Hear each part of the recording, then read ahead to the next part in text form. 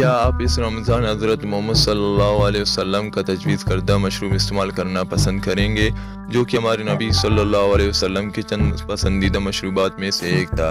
چونکہ سنت رسول صلی اللہ علیہ وسلم ہے تو اسے سحری کے وقت استعمال کیا جا سکتا ہے۔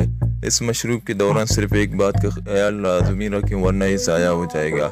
اسے نبیذ کہا جاتا ہے، جو کہ کشمش یا کھجوروں کی مدد سے تیار کیا جاتا ہے، اور اس کے حوالے سے کئی احادیث بھی موجود ہے۔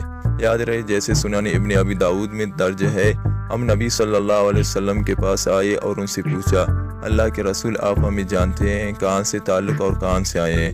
ہمارے پاس انگور ہے، ہمیں ان کا کیا کرنا چاہیے؟ اللہ کے رسول نے کہا کہ ان کی کشمش بنا دو۔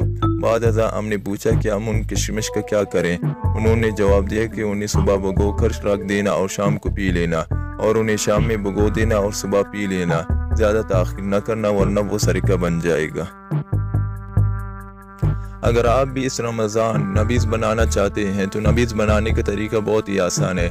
6 یا 7 کھجوریں یا مٹھی بھر کشمش لے، 6 سے 8 اونس پانی، نماز عشاء کے بعد کشمش یا کھجوروں کو لے اور پانی میں ڈبو دے، انہیں رات بھر کمرے کے درجہ حرارت میں فجر کے وقت تک بھگوئے رکھے۔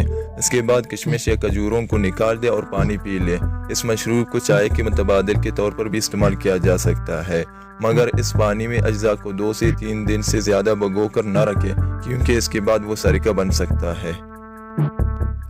تو آئیے دوستوں، ہم آپ کو نبیذ کا فائدہ بھی بتا دیتے ہیں۔ چونکہ سنت رسول صلی اللہ علیہ وسلم میں تو اسے سحری کے وقت استعمال کیا جا سکتا ہے۔ اس مشروب کی خاصیت یہ ہے کہ یہ لوگوں کے اندر تیزابیت کو ختم کرتا ہے اور نظام ہاضمہ کے لیے بہترین ہے، کیونکہ یہ میٹابولک کچرے کو جسم سے خارج کرتا ہے۔ اسی طرح اس میں حل نہ ہونے والے فائبر کی مقدار زیادہ ہوتی ہے، جو کہ ہاضمے کو بہتر کرتا ہے، جبکہ یہ مثانے، سینے، گلے، جگر اور دیگر اعضاء کے افعال کو بھی بہتر بناتا ہے۔